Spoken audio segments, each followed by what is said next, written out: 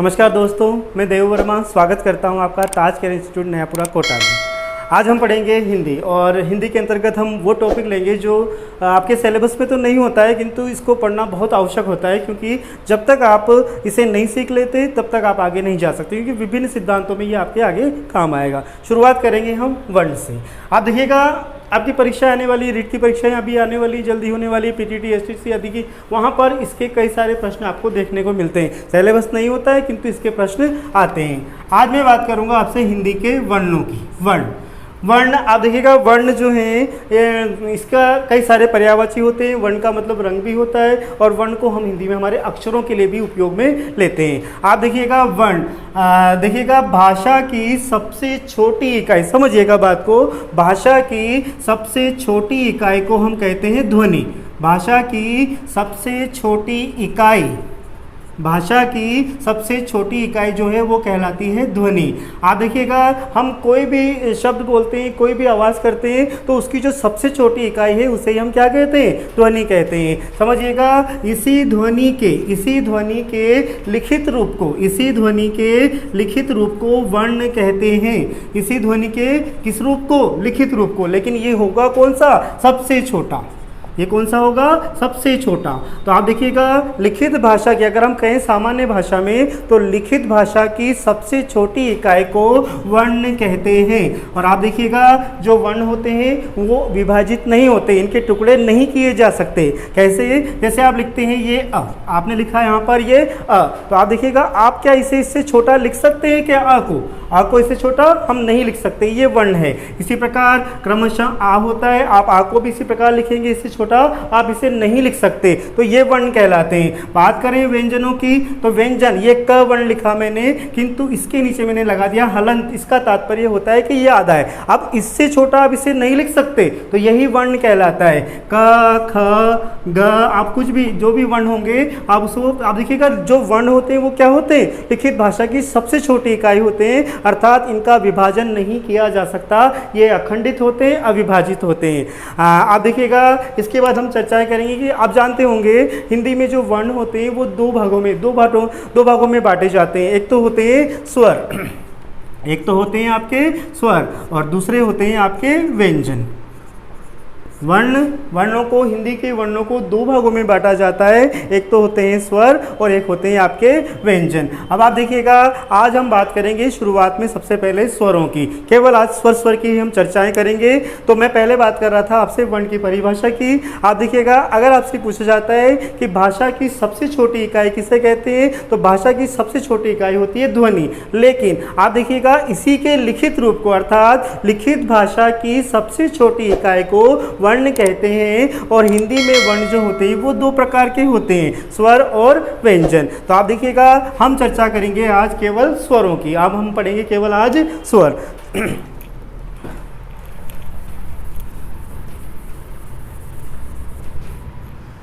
आप देखिएगा, स्वर, आप देखिएगा, नॉर्मली क्या होता है कि हम सभी वर्णों को, स्वर या व्यंजन कोई भी वर्ण उच्चारित करते हैं, तो इन सबको उच्चारित करने में हमारा मुख ही सहायक होता है। मुख से हम इसको उच्चारित करते हैं। किंतु होता ये है कि हमारे मुख विवर से जो अलग अलग प्रकार के वर्ण निकलते हैं, ये वर्ण क्या होता है कि कुछ वर्ण जो होते हैं वो तो स्वतंत्र रूप से, कुछ वर्ण जो होते हैं वो तो क्या होते हैं? स्वतंत्र रूप से उच्चारित हो जाते हैं, अर्थात इन्हें किसी दूसरी ध्वनियों की सहायता की आवश्यकता नहीं होती। तो आप देखिएगा, इन्हें ही क्या कहते हैं? स्वर कहते हैं। अर्थात स्वतंत्र रूप से उच्चारित होने वाले, बोले जाने वाले वर्णों को स्वर कहते हैं। आप देखिएगा, हिंदी वर्णमाला में स्वरों की संख्या 11 होती है। हिंदी वर्णमाला में स्वरों की संख्या 11 होती है। आप देखिएगा, ये इस क्रम से आते हैं, आपको याद होगा, अ, फिर आएगा आपका आ, फिर आएगा छोटी ई, फिर आएगा बड़ी ई, फिर आएगा ऊ, फिर आएगा बड़ा ऊ, फिर आ जाएगा आपका री। ध्यान रखिएगा, री का स्थान ऊ के बाद आता है री, फिर आएगा ए, फिर आएगा आई, फिर आएगा ओ, और फिर अंत में आता है आपका औ। तो इस प्रकार देखिएगा ये 11 स्वर होते हैं आपके हिंदी में, और आप जानते हैं कि हिंदी में मात्राओं का निर्धारण भी हम स्वरों के आधार पर ही करते हैं। तो आप देखिएगा आ की कोई मात्रा नहीं होती है, आ की कोई मात्रा नहीं होती है, किंतु अ हर व्यंजन वर्ण में समाहित होता है। आ की मात्रा होती है ये खड़ी पाई, छोटी ई की मात्रा आप जानते हैं, बड़ी ई की मात्रा इस प्रकार होती है, छोटे ऊ की मात्रा, बड़े ऊ की मात्रा, री की मात्रा इस तरीके से होती है। अब देखते कृषक आदि शब्दों में इसकी मात्राओं का उपयोग किया जाता है। ए की मात्रा, ए की मात्रा एक होती है, आई की मात्रा दो होती है, ध्यान रखिएगा यहाँ पर आई की मात्रा होती है दो, और ओ की मात्रा होती है ये, और औ की मात्रा होती है इस प्रकार से। तो आप देखिएगा हिंदी में स्वर जो होते हैं वो 11 होते हैं, और हिंदी में मात्राओं का निर्धारण भी स्वरों के आधार पर ही किया जाता है। किंतु आप देख रहे हैं कि अ की कोई मात्रा नहीं होती, इसलिए मात्राओं की संख्या कितनी होती है 10। याद रखिएगा हिंदी में स्वर तो 11 होते हैं, किंतु मात्राएं कितनी होती हैं 10 होती हैं। तो ये हुई इसकी परिभाषा। स्वतंत्र रूप से उच्चारित होने वाले वर्णों को स्वर कहते हैं, जिनकी संख्या हिंदी में 11 होती है, और हिंदी में मात्राओं का निर्धारण भी हम स्वरों के आधार पर ही करते हैं। मात्राओं की संख्या कितनी होती है 10 होती है। अब आप देखिएगा यहाँ से स्वरों से जो प्रश्न बनने वाले होते हैं, तो एक तो बनता है इसकी परिभाषा से, जो मैंने बताया आपको स्वतंत्र रूप से उच्चारित होने वाले वर्ण स्वर कहलाते हैं। फिर आप देखिएगा इसके विभाजन से, विभाजन का मतलब हो गया इसके वर्गीकरण से, स्वरों का वर्गीकरण, स्वरों का अलग अलग प्रकार का वर्गीकरण है, तो उन वर्गीकरण से आप लोगों के सामने प्रश्न परीक्षाओं में देखने को मिलते हैं। आप देखिएगा हम चर्चाएं करेंगे स्वरों के वर्गीकरण की। तो आप देखिएगा मैं सबसे पहले जो चर्चा करने वाला हूँ वो करने वाला हूँ कि वर्तमान में आप 11 स्वर पढ़ते हैं, किंतु क्या ये 11 स्वर प्रारंभ से ही थे?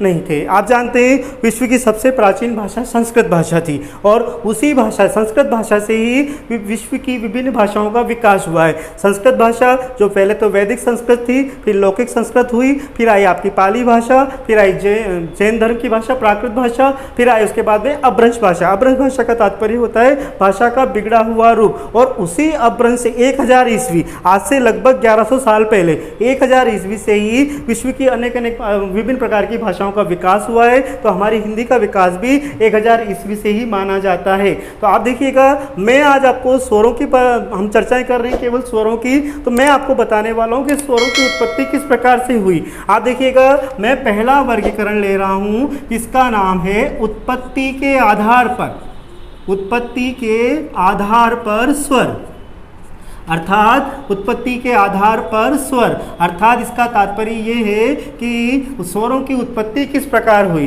तो आप देखिएगा उत्पत्ति के आधार पर स्वर, जब प्राचीन काल में हमारी भाषा शुरू हो रही थी, हिंदी चल रही थी, उस समय पर हमारे पास पूरे 11 स्वर नहीं थे। हमें संस्कृत भाषा ने, जो हिंदी की जननी कही जाती है, उसने हमें केवल 4 ही स्वर दिए थे। तो उत्पत्ति के आधार पर स्वरों को हम 2 भागों में बांटते हैं। एक भाग तो हो जाता है मूल स्वर, एक भाग है आपका मूल स्वर। मूल स्वर का तात्पर्य है कि वे स्वर जो आपको संस्कृत भाषा से विरासत में मिले हैं, आपकी पूंजी में मिले हैं। इन स्वरों की संख्याएं हैं केवल 4, आपको 4 ही स्वर प्राप्त हुए थे, और आप देखिएगा ये मूल स्वर कहलाते हैं, यही लघु या ह्रस्व स्वर भी कहलाते हैं। तो आप देखिएगा मैं यहाँ पर बात कर रहा हूँ केवल किसकी? उत्पत्ति के आधार पर स्वरों की। तो हम इसको यहाँ पर कहेंगे मूल स्वर, जो हमें संस्कृत भाषा से विरासत में मिले हैं। ये 4 स्वर थे, एक तो था आपका अ, एक था आपका ई, एक था आपका उ, और एक था आपका री।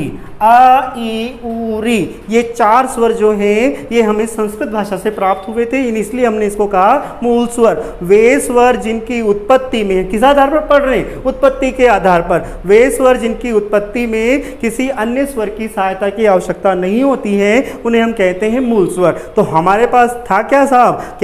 केवल ये 4 स्वर ही थे। तो इन्हीं 4 स्वरों से हम विभिन्न प्रकार की मात्राएं लगा रहे थे। किंतु आप देखिएगा इसमें कई सारा भ्रम होता है, हर प्रकार की मात्राएं नहीं लगा सकते, क्योंकि हिंदी में मात्राओं का कार्यक्रम किसके ऊपर डाला गया है? केवल स्वरों के ऊपर। तो अब केवल 4 स्वरों से मात्राएं लग रही थी, लेकिन आप जानते हैं आवश्यकता आविष्कार की जननी है। धीरे धीरे हिंदी के वैज्ञानिकों को आवश्यकताएं पड़ने लगी नए नए स्वरों की, नए नए मात्राओं की। तो उन्होंने इन्हीं स्वरों का उपयोग करके नए प्रकार के स्वर बनाए, और नए प्रकार के जो स्वर थे उन्हें हमने कहा संधि स्वर, उन्हें हमने नाम दिया संधि स्वर। तो आप देखिएगा संधि, संधि का मतलब क्या होता है? मेल, मिलना। और किसका मिलना? स्वरों का मिलना। तो आप देखिएगा वे स्वर जो मूल स्वरों के मेल से, मूल स्वरों के मेल से, इनके जोड़ तोड़ से निर्मित हुए, उन्हें हमने कहा संधि स्वर। आप देखिएगा ये कुल मिलाकर 7 थे, क्योंकि 4 आपके मूल स्वर हो गए, तो जो बाकी बच जाते हैं वो सारे के सारे क्या कहलाते हैं? आपके उत्पत्ति के आधार पर क्या कहलाते हैं? संधि स्वर। अब ये जो संधि स्वर बनाए थे, जोड़ तोड़ के बनाए थे, इन्हें हमने 2 प्रकार से बनाया। आप देखिएगा संधि स्वरों को 2 भागों में बांटा जाता है। आधार ध्यान रखिएगा, उत्पत्ति के आधार पर। तो एक तो होते हैं यहाँ पर दीर्घ स्वर, एक तो होते हैं आपके दीर्घ स्वर, और दूसरे जो होते हैं वो होते हैं आपके यहाँ पर संयुक्त स्वर। एक तो होते हैं दीर्घ स्वर और एक होते हैं आपके संयुक्त स्वर। अब आप देखिएगा कि आपको मिल गए मूल स्वर और आपको आवश्यकता पड़ती गई, तो आपके पास जो सामग्री थी, आपके पास केवल ये 4 प्रकार के स्वर थे, यही सामग्री थी स्वरों के रूप में। तो इन्हीं स्वरों से आपने संधि स्वर बनाए। संधि स्वर जोड़ तोड़ करके, किसको जोड़ तोड़ करके? मूल स्वरों को। मूल स्वरों के मेल से जो स्वर निर्मित हुए उसे हमने कहा संधि स्वर। ये 7 थे और इन्हें हमने बांट दिया 2 भागों में। तो पहले हमने बनाए थे दीर्घ स्वर। अब इनकी संख्या कितनी थी? आप देखिएगा किस प्रकार से बने थे ये दीर्घ स्वर। हम इनका ही उपयोग कर रहे हैं, मूल स्वरों का ही उपयोग कर रहे हैं। तो आप देखिएगा एक मूल स्वर में हम पहला मूल स्वर ले रहे हैं अ, तो एक मूल स्वर में उसी मूल स्वर को जो लिया है उसे ही, एक मूल स्वर में उसी मूल स्वर को जोड़ने से आप देखिएगा नए स्वर की उत्पत्ति होती है। अ और आ मिलकर क्या बन गया आपका? आ। तो एक मूल स्वर में उसी मूल स्वर को जोड़ने से जिस स्वर की उत्पत्ति होती है उसे ही हम क्या कहते हैं? दीर्घ स्वर। तो एक तो आ गया आपके सामने आ, फिर हमने दूसरे मूल स्वर का उपयोग किया, तो हमने ई में क्या किया? ई जोड़ा। तो ई और ई मिलकर के यहाँ पर बन जाती है आपके बड़ी ई, दूसरा दीर्घ स्वर आ गया। इसके बाद आपने लिया तीसरा मूल स्वर, तो इसमें आपने जोड़ा ऊ और ऊ मिलाकर के आपने बना दिया यहाँ पर बड़ा ऊ। तो इस प्रकार आप देखिएगा री, री भी बनता है बड़ा, लेकिन हमारी हिंदी में इसका उपयोग नहीं होता, ये संस्कृत में होता है दीर्घ स्वर। इसलिए हमारे हिंदी में कितने दीर्घ स्वर होते हैं उत्पत्ति के आधार पर? 3, आ, बड़ी ई और बड़ा ऊ। तो दीर्घ स्वरों की संख्या आ गई 3। किस आधार पर है ये? उत्पत्ति के आधार पर। उत्पत्ति के आधार पर दीर्घ स्वर होते हैं 3। किसे कहते हैं? एक मूल स्वर में उसी मूल स्वर को जोड़ने से जिस स्वर की उत्पत्ति होती है उसे हम कहते हैं दीर्घ स्वर। आ में आ जोड़ा तो आ बना, ई में ई जोड़ा तो बड़ा ई बना, इसी प्रकार ऊ में ऊ जोड़ा तो क्या बना यहाँ पर? बड़ा ऊ। तो आप देखिएगा 4 ये थे आपके सामने और 3 ये आ गए, तो कुल मिलाकर आपके सामने कितने स्वर आ गए? 7 स्वर आ गए। लेकिन आवश्यकताएं बढ़ती जाती है, धीरे धीरे हमें अन्य स्वरों की भी आवश्यकताएं पड़ी, हमें आई की, औ की, इनकी मात्रा लगाने की भी आवश्यकताएं पड़ी। तो आप देखिएगा आपके सामने ये सामग्री बनकर तैयार हो चुकी थी। इन्हीं का उपयोग करके आप आगे की तरफ नए स्वर बना रहे हैं, जिन्हें हम कहते हैं संयुक्त स्वर। अब संयुक्त करने का मतलब होता है अलग अलग इकाइयों को जोड़ना, एक करना। तो यहाँ पर देखिएगा संयुक्त स्वर, वे स्वर मैं बता रहा हूँ आपको यहाँ पर संयुक्त स्वर। तो वे स्वर जिनकी उत्पत्ति भिन्न भिन्न अलग अलग प्रकार के स्वरों से मिलकर होती है। तो आप देखिएगा यहाँ पर हम अलग अलग प्रकार के स्वर मिला रहे हैं। आपके पास था पहले से ही मूल स्वर के रूप में, फिर आपने आ भी बना लिया। आप देखिएगा ये सजातीय स्वर कहलाते हैं। कुछ स्वर हैं जो सजातीय स्वर हैं, आ ई ऊ, ये 3 प्रकार के स्वर सजातीय स्वर कहलाते हैं, क्योंकि इनका निर्माण इन्हीं स्वरों से होता है, खुद की जाति खुद से मिलकर होता है, इसलिए इनको स्वजातीय स्वर कहते हैं। अब मैं बात कर रहा हूँ संयुक्त स्वर की। तो भिन्न भिन्न स्वरों के मेल से जो स्वर निर्मित होते हैं उसे हम कहते हैं संयुक्त स्वर। आ या आ में जब आपने ई या ई जोड़ा, ये भी अलग है, ये भी अलग है, भिन्न भिन्न अलग अलग जोड़ रहे हैं। तो ई आ या आ में जब आपने ई या ई जोड़ा तो यहाँ पर बन गया आपका एक नया स्वर ए। फिर आप देखिएगा आपको अब और आवश्यकताएं पड़ती गई, तो आपने क्या किया? ये आ या आ में, आ या आ में आपने जोड़ा अब अगला स्वर, आ या आ में जोड़ा आपने ऊ या ऊ। तो अब आप देखिएगा यहाँ पर दूसरा स्वर बन रहा है, ये भी भिन्न है, ये भी भिन्न है, अलग अलग प्रकार के स्वर हैं। तो यहाँ बन गया आपके सामने ओ, यहाँ पर आ गया ओ, ओखली वाला। इसके बाद आपको औ की आवश्यकता पड़ी, आई की आवश्यकता पड़ी, तो आपने क्या किया? आप देखिएगा आपने आ या आ में, आ या आ में अब आपने ए जोड़ दिया, बनते जा रहे उपयोग करते जा रहे, तो आपने जोड़ दिया अब ये वाला ए। तो यहाँ पर इन दोनों के निर्माण, इन दोनों की मेल से बन जाएगा ए। आ गया आपके सामने 10वां स्वर। और फिर आपको औ की भी आवश्यकता पड़ी, तो आपने क्या किया? आ या आ में, या आ में आपके पास ओ बना हुआ था तो इसे जोड़ दिया आपने, तो यहाँ पर निर्मित हो गया आपके सामने ओ। तो इस प्रकार देखिएगा भिन्न भिन्न स्वरों के मेल से ये स्वर निर्मित हो गए और इनकी संख्या हो गई 4। तो कुल मिलाकर उत्पत्ति के आधार पर संयुक्त स्वरों की संख्या कितनी हो गई? 4। आप देख रहे हैं भिन्न भिन्न स्वरों के मेल से बने। इस प्रकार आप देखिएगा पूरे 11 स्वर आप लोगों के सामने निर्मित हो जाते हैं। यदि आपसे कोई प्रश्न पूछा जाता है कि सबसे नए स्वर कौन से हैं, तो सबसे नए स्वर आप देखिएगा, सबसे नए का मतलब है जो सबसे अंत में बना। सबसे अंत में कौन से बने आपके सामने? आई और औ। तो इस प्रकार आप देखिएगा ये पहला वर्गीकरण जिसे हम कहते हैं उत्पत्ति के आधार पर स्वर, अर्थात उत्पत्ति कैसे हुई इन स्वरों की। पहले मूल स्वर थे, इनका मेल करके, इनका जोड़ तोड़ करके हमने संधि स्वर बना लिए। 2 प्रकार से बनाए, दीर्घ स्वर जो 3 हैं और संयुक्त स्वर जो 4 हैं। इस प्रकार उत्पत्ति हुई आपके पूरे 11 स्वरों की। अब देखिएगा हम चलते हैं दूसरे वर्गीकरण की तरफ। ये पहला वर्गीकरण हो गया आपका। अब मैं दूसरे वर्गीकरण की बात करूंगा। स्वरों का दूसरा वर्गीकरण जो है उच्चारण का, उच्चारण मात्रा के आधार पर।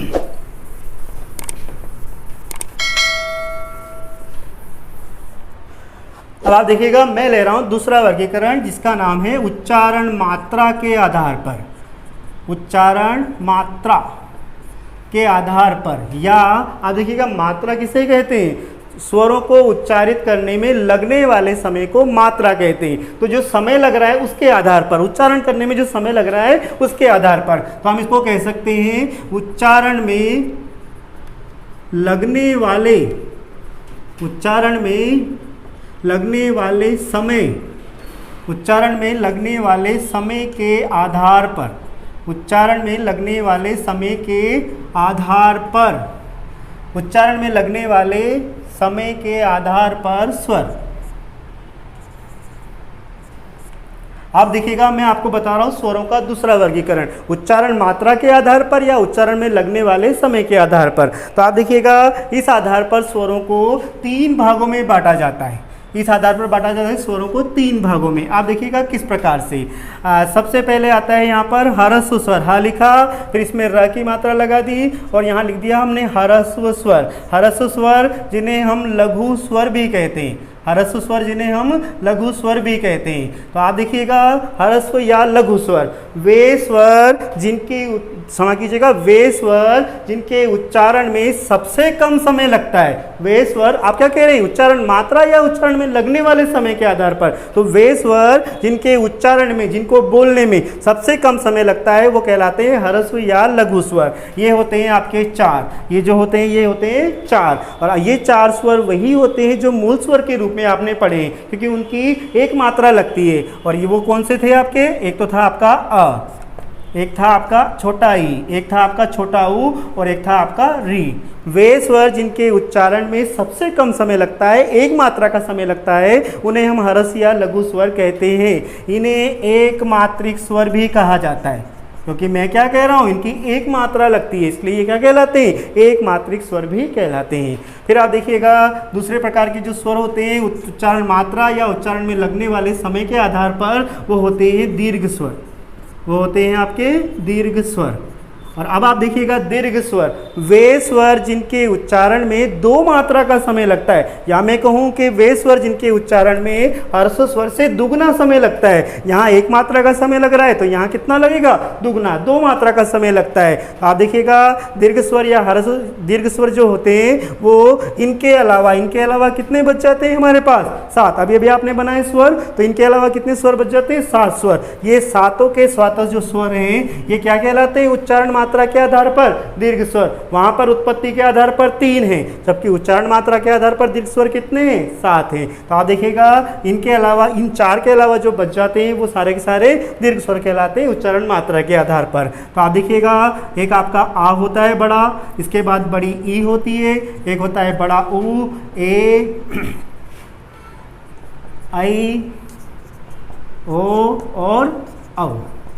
ये 7 स्वर जो हैं जो बच जाते हैं इन चारों के अलावा, वो सारे के सारे क्या कहलाते हैं? आपके दीर्घ स्वर कहलाते हैं उच्चारण मात्रा के आधार पर। तो इस प्रकार ये 7 स्वर आपके दीर्घ स्वर हो गए। अब तीसरा प्रकार कौन सा है हमारे साहब? तो तीसरा प्रकार जो होता है ये हमारी हिंदी में प्रयुक्त नहीं होता। तीसरा प्रकार स्वर का उच्चारण मात्रा के आधार पर हिंदी में प्रयुक्त नहीं होता, किंतु ये होता है और ये संस्कृत में प्रयुक्त होता है। इसे हम कहते हैं प्लूत स्वर।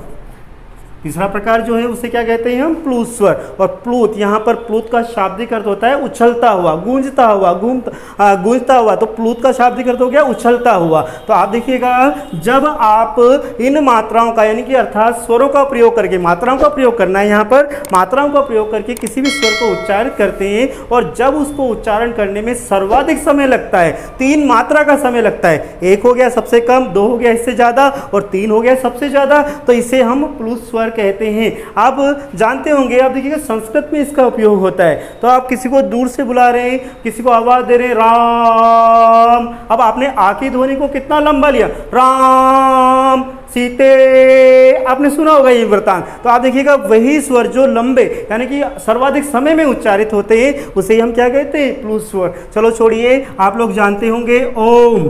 तो ओम को आप उच्चारित करते हैं, कैसे करते हैं, ओम ओम करते हैं, नहीं करते, ओम। आप देखिएगा लंबा स्वर जा रहा है, नहीं जा रहा, तो यही क्या कहलाते हैं, आपके प्लूत स्वर कहलाते हैं। लेकिन ध्यान दीजिएगा कि इन स्वरों का प्रयोग हमारी हिंदी में नहीं होता, इनका प्रयोग केवल किस में होता है, वैदिक भाषा में। वैदिक भाषा का तात्पर्य वेद किस में लिखे गए, संस्कृत भाषा में। तो इनका प्रयोग कहाँ पर होता है, केवल संस्कृत भाषा में होता है। ये जो स्वर होते हैं ये हिंदी में प्रयुक्त नहीं होते। एकमात्रिक स्वर जिन्हें लघु या ह्रस्व स्वर कहते हैं 4 होते हैं। दीर्घ स्वर जो 7 होते हैं, इनके अलावा जो बच जाते हैं वो दीर्घ स्वर कहलाते हैं। इन्हें हम द्विमात्रिक स्वर भी कहते हैं।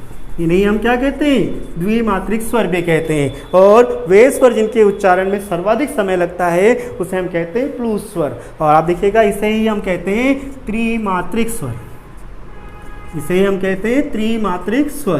तो आप देख लीजिए, 1 मात्रा, 2 मात्रा और 3 मात्रा। तो 1 मात्रा सबसे कम समय लग रहा है, 2 मात्रा इससे दुगना लग रहा है और त्रिमात्रिक अर्थात 3 मात्रा जिसमें सर्वाधिक समय उच्चारण में लग रहा है। तो इस प्रकार आप देखिएगा ये वर्गीकरण है आपका उच्चारण मात्रा या उच्चारण में लगने वाले समय के आधार पर। तो इस प्रकार ध्यान रखिएगा, ह्रस्व स्वर, दीर्घ स्वर और प्लूत स्वर। ये हुआ आपका दूसरा वर्गीकरण। ध्यान दीजिएगा, पीटीटी एसपीसी में इसके 5 प्रश्न आते हैं, कम से कम 2, 4, 5 प्रश्न आते हैं विभाजन से, स्वरों के विभाजन से।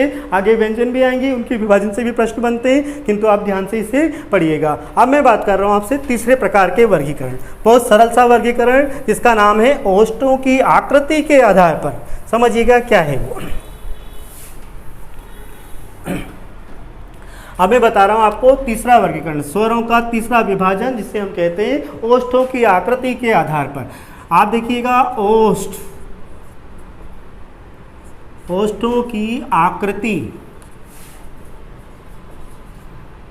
ओष्ठों की आकृति के आधार पर स्वर, ओष्ठों की आकृति के आधार पर स्वर। तीसरा वर्गीकरण, स्वरों का तीसरा वर्गीकरण बता रहा हूँ, ओष्ठों की आकृति के आधार पर स्वर। ओष्ठों का मतलब हमारे होठ, इसकी आकृति कैसी हो जाती है, इस आधार पर आपको स्वरों को अलग अलग भागों में बांटना है। तो आप देखिएगा इस आधार पर जो स्वर होते हैं ये होते हैं 2 प्रकार के। ओष्ठों की आकृति, होठों की आकृति के आधार पर जो हमारे स्वर होते हैं वो होते हैं 2 प्रकार के। एक तो देखिएगा, एक तो होते हैं व्रतमुखी, व्रतमुखी स्वर। व्रतमुखी स्वर जिन्हें हम वृत्ताकार, इन्हें हम वृत्ताकार स्वर भी कहते हैं।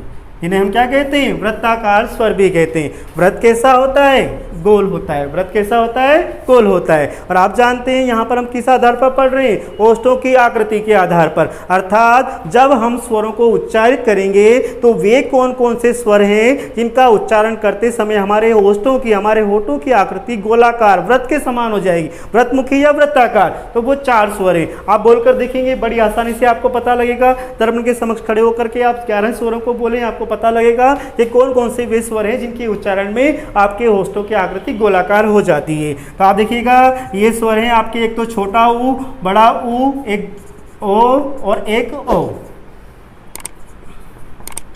तो ये जो 4 स्वर हैं, ये जो 4 स्वर हैं ये आपके व्रतमुखी या वृत्ताकार स्वर कहलाते हैं ओष्ठों की आकृति के आधार पर। अर्थात इसका तात्पर्य ये हुआ कि आप जब पूरे 11 स्वरों को उच्चारित करेंगे तो आप देखिएंगे कि इन 4 स्वरों को जब आप उच्चारित करेंगे तो आपके ओष्ठों की आकृति गोलाकार हो जाएगी।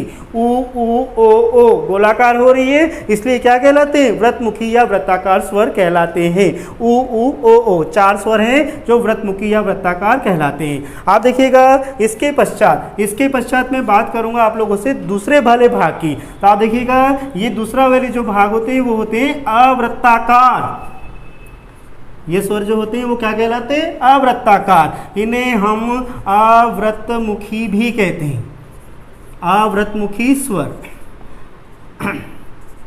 आप देखिएगा हिंदी में आप प्रत्यय उपसर्ग पढ़ेंगे आगे जाकर, तो मैं आपको एक बात यहाँ बताना चाह रहा हूँ कि किसी भी सार्थक शब्द के आगे जब हम अ उपसर्ग लगा देते हैं तो उसका तात्पर्य हो जाता है नहीं।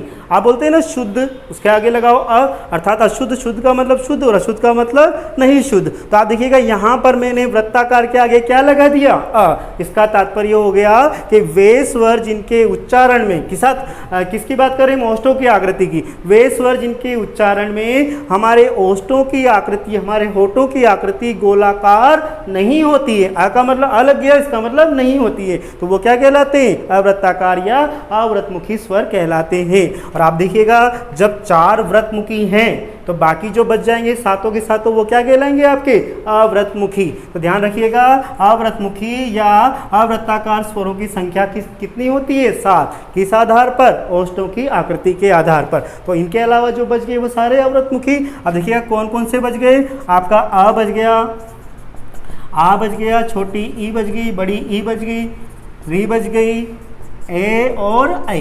ये 7 स्वर जो होते हैं वो आपके अवृत्ताकार या अवृतमुखी स्वर कहलाते हैं। तो ध्यान रखिएगा ओष्ठों की आकृति के आधार पर 2 प्रकार के व्रतमुखी और अवृतमुखी, या कहें वृत्ताकार या अवृत्ताकार स्वर। तो ये हुआ आपका तीसरा वर्गीकरण।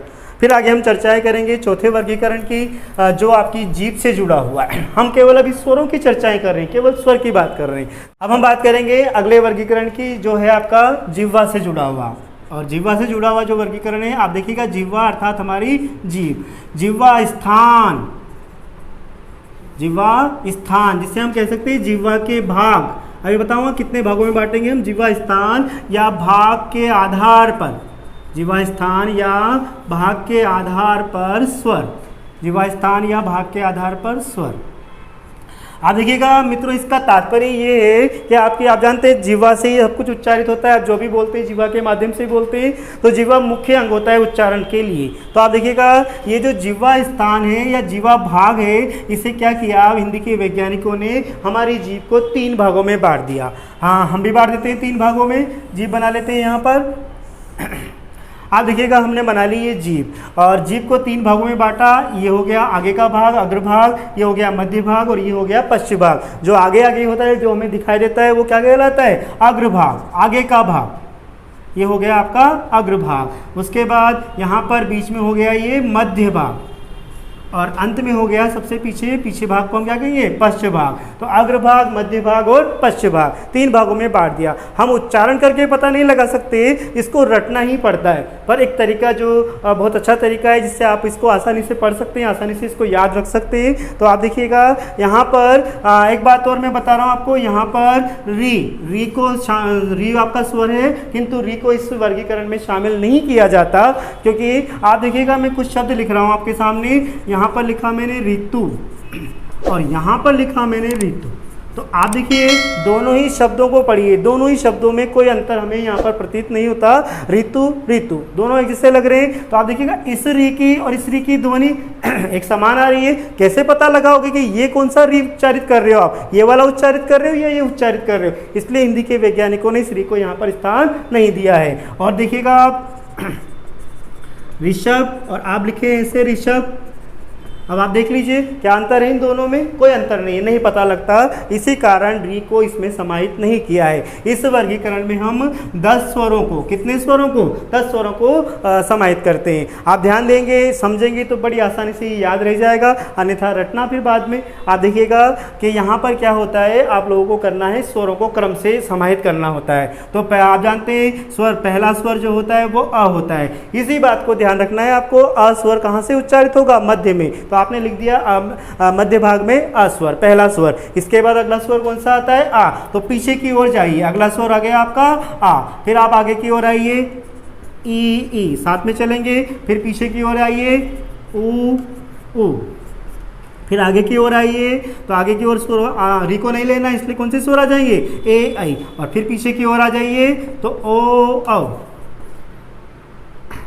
ये आपके 10 स्वर जीवा के भाग, जीवा स्थान के आधार पर यहाँ पर समाहित हो जाते हैं। आपने लिखा मध्य भाग में आ को लिखकर छोड़ दीजिए, फिर आप जाइए पीछे, फिर आइए आगे, फिर जाइए पीछे, फिर आइए आगे और फिर जाइए अंत में पीछे। तो आगे पीछे करते हुए इसको आप बड़ी आसानी से याद रख सकते हैं। आ लिखा, फिर आ गया तो पीछे की तरफ, फिर ई आ गया आगे की तरफ, फिर पीछे आ गया ओ, फिर आगे आ गया ए आई और फिर अंत में आ गया ओ औ। तो इस प्रकार आप देखिएगा जिह्वा स्थान या जिह्वा भागों के भाग के आधार पर स्वरों को 3 भागों में बांटा जाता है, एक अग्रभाग, मध्य भाग और पश्चिम भाग। लिख करके इस प्रकार आप आगे पीछे करते हुए इसे याद रख सकते हैं। बहुत ही आसान सा सरल सा तरीका है। अब आप देखिएगा एक और अंतिम वर्गीकरण, एक नहीं क्षमा कीजिएगा 2 वर्गीकरण होते हैं इसके बाद। एक तो होता है आपका उच्चारण स्थान के आधार पर और एक होता है आपका जिह्वा प्रयत्न या मुखाकृति के आधार पर। मुख की आकृति अर्थात मुख कम खुलता है या ज़्यादा खुलता है, किस स्वर में कम खुलता है और किस स्वर में ज़्यादा खुलता है, तो वो वर्गीकरण एक बचता है। और एक जो उच्चारण स्थान की मैं चर्चाएं कर रहा हूं आप लोगों से,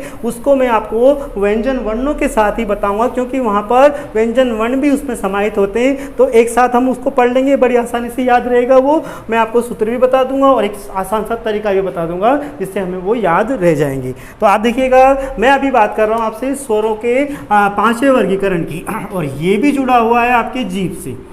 जिह्वा प्रयत्न, जिह्वा प्रयत्न या मुखाकृति। मुखाकृति का तात्पर्य है कि किस स्वर को उच्चारित करने में आपका मुख कम खुलता है और किस स्वर को उच्चारित करने में आपका मुख अधिक खुलता है। तो मुखाकृति के आधार पर, मुखाकृति के आधार पर स्वर। अब आप देखिएगा, इसको सीखिएगा आप लोग, बड़ा आसान है। या तो आप रटें इसको या फिर बड़ी आसानी से इसको इस प्रकार से मेरे साथ में सीखते हुए चलें। अभी आपने देखा था हमने जीभ के 3 भाग किए थे, अग्रभाग, मध्य भाग और पश्चिम भाग। तो आप इसी प्रकार से यहाँ पर भी आप क्या करें, 3 भागों में बांट दें। 3 लाइनें बना दीजिए इस प्रकार से, अग्रभाग, मध्य भाग और पश्चिम भाग। ये 3 लाइनें बना दी आपने इस प्रकार से। अब इनका नामकरण कर दीजिए। ये हो गया आपका अग्रभाग, ये हो गया आपका मध्य भाग और यहाँ पर हो गया आपका पश्चिम भाग। अग्रभाग, मध्य भाग और पश्चिम भाग। अब आपको करना ये है, यहाँ पर आप देखिएगा, यहाँ पर खींचनी है आपको 4 लाइनें। एक लाइन आपने यहाँ खींची, दूसरी लाइन आप यहाँ खींचिए, तीसरी लाइन आप यहाँ खींचिए और चौथी लाइन आप यहाँ पर नीचे की ओर खींच दीजिए। इस प्रकार 4 लाइनें खींच दिया आपने। पहले 3 भागों में बांट दिया, अग्रभाग, मध्य भाग और पश्चिम भाग। अब आप देखिएगा इनका नामकरण करते हैं हम। तो आप देखिएगा यहाँ पर ऊपर की जो लाइन है ये कहलाएगी आपके संवृत स्वर।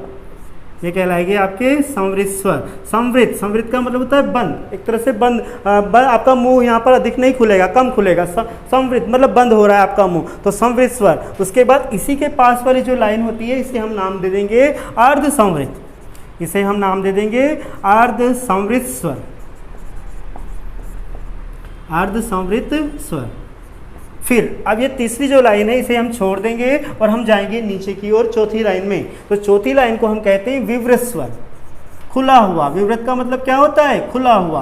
तो विवृत स्वर ये हो गया चौथा। अब ये तीसरा बच गया। तो आप देखिएगा जो चौथा है, इस चौथे के पास वाला, यहाँ पर संवृत के पास वाला अर्ध संवृत है, तो विवृत के पास वाला यहाँ पर क्या कहलाएगा आपका अर्ध विवृत। इसे हम नामकरण, इसका नाम दे देंगे हम इसे अर्ध विवृत स्वर। तो इस प्रकार आप देखिएगा स्वरों को जिह्वा स्थान या जिह्वा प्रयत्न या मुखाकृति के आधार पर 4 भागों में बांटते हैं। मुख्य रूप से 3 भागों में और गौण रूप से कितने भागों में, 4 भागों में। संवृत स्वर, अर्ध संवृत स्वर, विवृत स्वर और अर्ध विवृत स्वर। अब आप देखिएगा यहाँ भी हमें याद रखना होता है कि किस स्वर में हमारा मुख अधिक खुलता है, किस में कम खुलता है, कौन से स्वर संवृत होते हैं, कौन से अर्ध संवृत होते हैं, कौन से विवृत होते हैं और कौन से अर्ध विवृत होते हैं, और कहाँ से उच्चारित होते हैं, अग्रभाग से या पश्चिम भाग से। तो आप देखिएगा यहाँ भी आपको क्या करना है कि अर्ध विवृत के मध्य भाग में, ये अर्ध विवृत आ गया इधर से और इधर से आ गया कौन सा, मध्य भाग। तो यहाँ पर आपको क्या करना है, आ लिखना है, पहला स्वर। आपको याद है स्वर सारे के सारे, तो आ गया यहाँ पर पहला स्वर आ गया। अब आप देखिएगा वहाँ याद कीजिए आप किधर गए थे, पीछे की ओर। तो यहाँ भी पीछे की ओर जाना है। यहाँ पर आ के बाद कौन सा आ गया, आ। तो यहाँ पर आ गया आ। फिर आगे आए थे आप लोग, तो आप देखिएगा यहाँ पर आएंगे आपके ई और ई। फिर पीछे गए थे आप लोग, तो यहाँ पर आएंगे आपके ऊ या ऊ। फिर आप आगे आए थे तो यहाँ पर आ जाएंगे आपके ए आई। और यहाँ पर फिर पीछे जाइए आप लोग, तो यहाँ पर आ जाएंगे आपके ओ और औ। मैंने बताया था आपको री को स्थान नहीं देना है, तो इस प्रकार आप इन सारे वर्णों को, सारे स्वरों को आप इस प्रकार से यहाँ पर समाहित कर लीजिए। अब सारे ही प्रश्नों के उत्तर आपके सामने हैं, इससे जुड़े हुए, इस वर्गीकरण से जुड़े हुए सारे प्रश्नों के उत्तर आपके सामने हैं। आप देखिएगा ई आपसे कहें कि जीवा प्रयत्न या मुखाकृति के आधार पर अग्रभाग संवृत स्वर कौन से होते हैं, तो वो कौन से होते हैं जो अग्र में भी आ रहे हैं, संवृत में भी आ रहे हैं, ये हो गए आपके ई। इसी प्रकार जीवा प्रयत्न या मुखाकृति के आधार पर पश्च भाग संवृत स्वर, तो पश्च भाग में भी आ रहे हैं और संवृत में भी आ रहे हैं, तो वो हो गए आपके। इसी प्रकार अलग अलग उत्तर आपके यहाँ से निकल जाएंगे। साथ ही साथ आप देखिएगा, मैं बता रहा हूँ मुखाकृति यानी मुख की आकृति कहाँ कम खुलती, कहाँ ज़्यादा। आप ई बोलेंगे तो आपकी कम खुलेंगी, फिर आप ए बोलेंगे थोड़ी अधिक खुलेगी, आई बोलेंगे थोड़ी और अधिक खुलेगी, और आ ये आ बोलेंगे तो सर्वाधिक खुलेगी। अर्थात यहाँ पर संवृत स्वर वे स्वर जिनके उच्चारण में मुख सबसे कम खुलता है, फिर अर्ध संवृत इससे अधिक खुलता है, फिर अर्ध विवृत तो अर्ध संवृत से अधिक खुलता है, अर्ध विवृत में इससे अधिक खुलेगा, और विवृत में सर्वाधिक मुख आपका खुल जाता है। तो ये कहलाते हैं आपके जीवा प्रयत्न या मुखाकृति के आधार पर स्वर। बीच में लिखा हमने अ, फिर गए हम पीछे की ओर, फिर आगे आ गए, फिर पीछे चले गए, फिर आगे आ गए, और फिर अंत में पीछे चले गए। री नहीं है यहाँ पर, मैंने बताया था री को हम यहाँ पर स्थान नहीं देते हैं। तो इस प्रकार आप देखिएगा ये स्वरों का वर्गीकरण जो हमने देखा 5 प्रकार से। ध्यान दीजिएगा, यहाँ से बहुत महत्वपूर्ण प्रश्न निकलते हैं और अचानक आते हैं, और आप देखिएगा किसी भी प्रकार के वर्ण से रिलेटेड, किसी भी स्वरों से रिलेटेड किसी भी प्रकार के प्रश्न आप आसानी से कर सकते हैं। आगे मैं चर्चाएं करूंगा आपसे, एक वर्गीकरण बाकी है इसका जो मैं व्यंजनों के साथ लूंगा। आगे मैं अगली जो आपकी क्लास होगी उसमें मैं व्यंजन शुरू करूंगा, और साथ ही साथ एक वर्गीकरण जो इसका बाकी है उससे भी मैं आप लोगों को समझाता हुआ आगे की चर्चाएं करता हुआ चला जाऊंगा। धन्यवाद।